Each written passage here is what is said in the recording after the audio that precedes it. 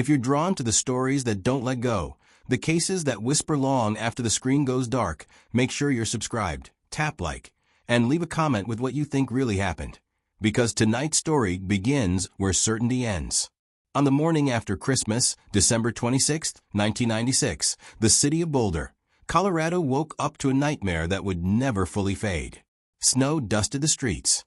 The holiday calm still lingered in the air. Inside a large, well-kept home on 15th Street, a crime had already begun to unravel, quietly, imperfectly, and in ways that investigators would only understand years later. The Ramsey family appeared at first glance to be living a picture-perfect life. John Ramsey was a successful businessman. His wife, Patsy, was a former beauty queen. Their home was spacious, decorated for the holidays, and filled with signs of comfort and status. Their 6-year-old daughter, JonBenét, was known around town for her bright smile and her appearances in child beauty pageants. Nothing about the family suggested what would soon consume the nation. That morning, Patsy Ramsey called 911 in a panic. Her voice trembled as she told the dispatcher she had found a ransom note. It was long, unusually long for such a note, spread across multiple pages. It claimed JonBenét had been kidnapped.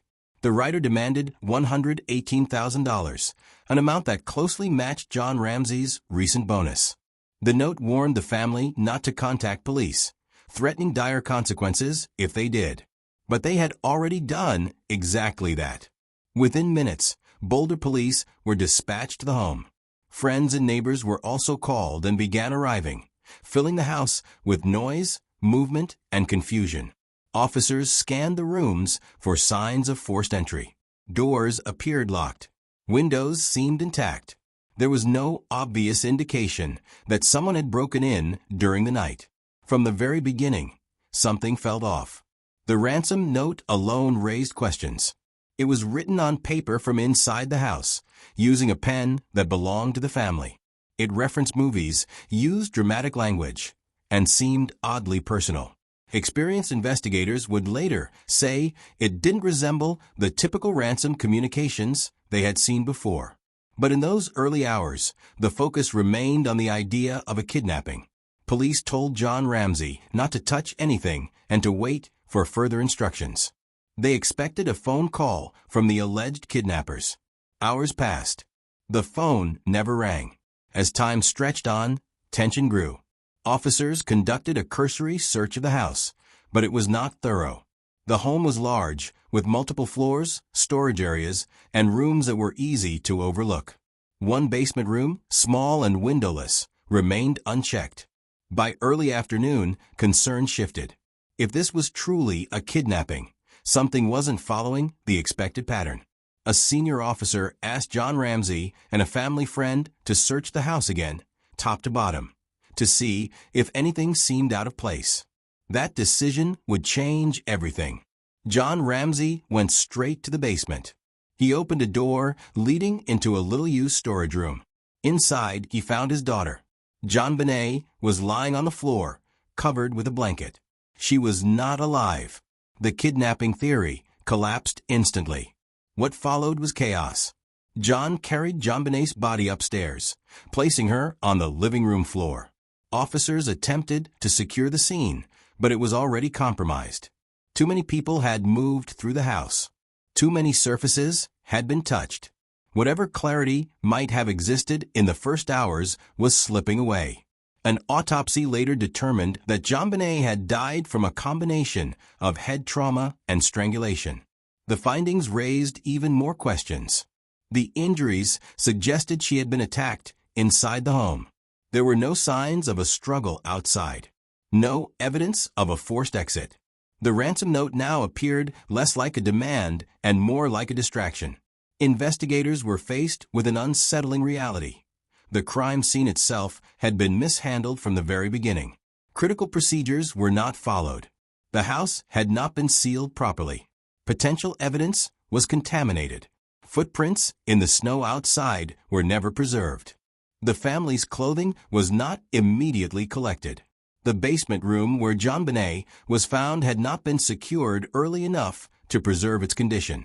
But one detail stood out more than all the others: a detail that, at the time, didn't receive the attention it deserved. The ransom note was written before JonBenét was reported missing, but her body never left the house. If there had been an intruder, that person would have had to enter the home, write a lengthy note inside the kitchen, navigate the house without waking anyone, commit the crime, and then leave, without taking the child they claimed to have kidnapped. It was a scenario that seemed increasingly unlikely the more it was examined. Still, investigators hesitated. The Ramsey family was wealthy, respected, and well-connected. Public pressure mounted quickly. Media coverage exploded.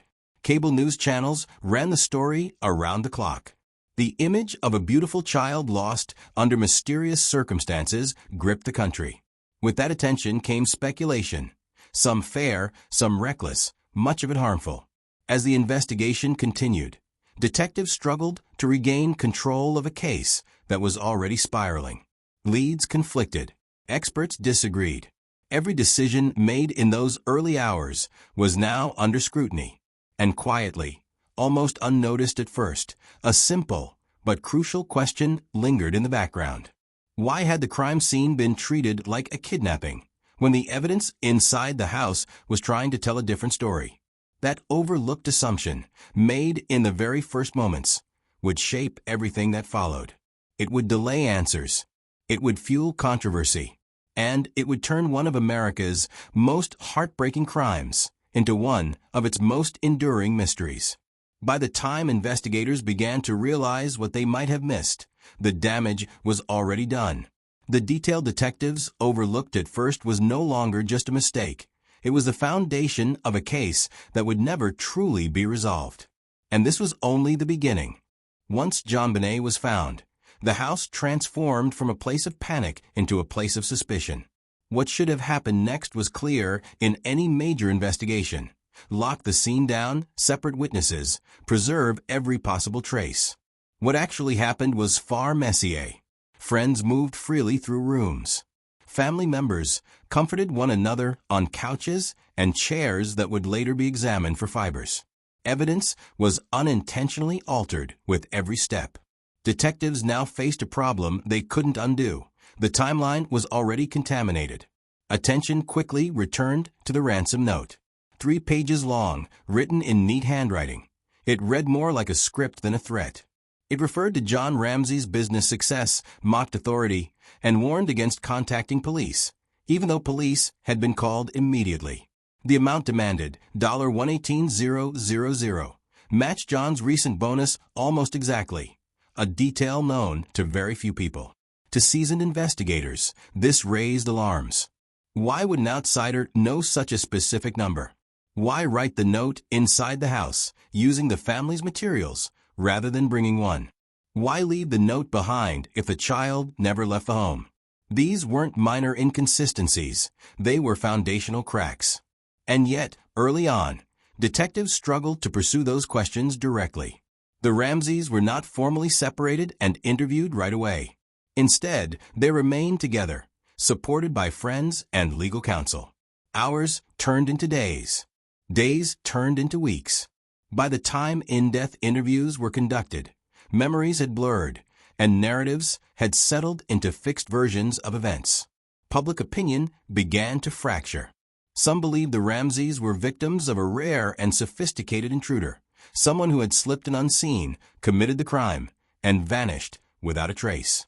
Others felt the answers were much closer to home. Media outlets fueled the divide, inviting experts who contradicted one another, turning speculation into nightly debate. Meanwhile, detectives examined physical evidence, or what remained of it. Fibers found on JonBenét's clothing were analyzed. Some matched items from inside the house. Others could not be conclusively traced. DNA evidence, initially thought to be a breakthrough, turned out to be partial and inconclusive. It didn't clearly point to any one individual. Instead of resolving questions, it multiplied them. The basement became a focal point. The room where JonBenét was found was rarely used. It was dim, cold, and isolated from the rest of the house. The window in that area showed signs of disturbance, and some believed it could have been an entry point. John Ramsey himself mentioned breaking that window months earlier after locking himself out. Whether it had been used by an intruder that night remained unclear. What troubled investigators most wasn't just what they saw, it was what they couldn't reconstruct. The order of events inside the house was impossible to map with confidence. The head injury appeared to have occurred before the strangulation, but how much time passed between the two was uncertain. The ransom note suggested planning, yet the crime scene suggested chaos. Those two realities didn't sit comfortably together. As months passed, the investigation narrowed, not because evidence demanded it, but because options were running out. Detectives focused heavily on the family. This decision, once made, was hard to reverse. Every behavior was scrutinized. Every interview was replayed. Small inconsistencies, natural in traumatic situations, were treated as potential indicators of guilt. But there was another problem. Because the scene had not been handled correctly from the start, investigators lacked the clean evidence needed to either confirm or eliminate suspects with confidence. This created a vacuum, and that vacuum was filled by theory. Experts debated whether the ransom note handwriting matched Patsy Ramsey's. Some said yes. Others said no. Polygraph tests were discussed publicly, despite their limited reliability. Leaks to the media shaped narratives long before facts could. Behind closed doors, tensions grew. The Boulder Police Department faced criticism from all sides, accused of incompetence by some, accused of bias by others. The Ramseys, once cooperative, became more guarded, feeling targeted and misunderstood. Trust between investigators and the family eroded almost completely. Years passed. The case went to a grand jury, an extraordinary step that suggested prosecutors believed there was enough concern to warrant deeper examination. The jury voted to indict John and Patsy Ramsey on child abuse charges related to the events leading up to JonBenét's death, but the district attorney declined to move forward with the case. The indictments were sealed, hidden from public view for years. To the outside world, it looked like a dead end. No arrest, no trial, no resolution. But the most damaging impact of that early overlooked detail, the assumption of kidnapping, was now impossible to ignore. It had shaped how evidence was interpreted, how suspects were prioritized, and how the story was told from the very first day. By the time investigators considered alternative interpretations with fresh eyes, the trail was cold. Witnesses had moved on. Physical evidence had aged. Memories had been influenced by years of headlines and arguments. What remained was a case suspended in uncertainty. Some still believed an intruder was responsible, pointing to unidentified DNA and the possibility of a rare but calculated crime. Others believed the truth never left the house, hidden beneath panic, fear, and a series of irreversible mistakes. But nearly everyone agreed on one thing. If the first hours had been handled differently, the outcome might not have been so elusive. The detail detectives overlooked at first wasn't just procedural, it was psychological. Once a story takes hold, it's hard to rewrite it. And in this case, the original story may have been wrong. As time marched forward, the question changed from who did this to something even more unsettling. Did the truth slip away not because it was impossible to find, but because it was missed when it mattered most? And somewhere within that question lay the final chapter of a case the world refuses to forget. Years passed, but the case never truly left Boulder. It lingered in quiet conversations, in late-night broadcasts, in the archives of a police department that refused to close the file. Detectives retired. New investigators stepped in. Technology evolved. What had once been considered unusable evidence was now re-examined under sharper tools and colder light. The most significant shift came from advancements in DNA analysis. Small, previously inconclusive samples were tested again using more sensitive methods. Laboratories revisited materials collected in those chaotic first hours. The hope was simple, that science, unlike memory, does not fade. That somewhere within preserved fibers and trace samples, a clearer answer might still exist. But forensic progress revealed something complicated. The DNA found did not conclusively identify a suspect. It did not definitively eliminate every possibility either. Instead, it deepened the divide between theories. Some investigators believed the unidentified genetic material supported the intruder hypothesis. Others argued it could have been transferred innocently, long before the crime occurred. The science was powerful, but not powerful enough to end the debate. Public officials made statements over the years attempting to clarify positions. At one point, prosecutors formally cleared members of the Ramsey family, citing DNA evidence that did not match them. For some, that announcement brought relief. For others, it raised new questions. If not them, then who?